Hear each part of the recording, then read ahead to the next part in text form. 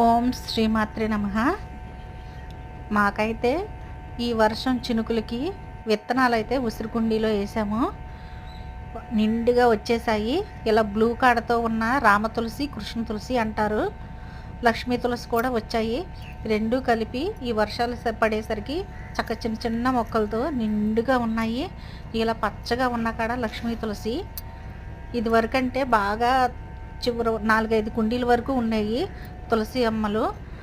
అమ్మవారి దగ్గరకు వచ్చేవాళ్ళు మరి ఎవరు ఎలా నెగిటివ్ వచ్చిందో తెలియదు. తులసి అమ్మలన్నీ నిద్రపోయాయి. లక్ష్మీ తులసి వంత ఇదిగన ఉసిరి చెట్టులో వచ్చాయి. ఇదిగండి, ఇది ఉసిరి చెట్టు. ఉసిరి చెట్టు ఉన్న కుండీలో వచ్చాయి.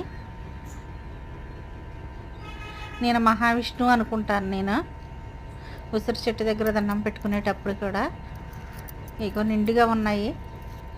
కుండీ నిండుగా వచ్చి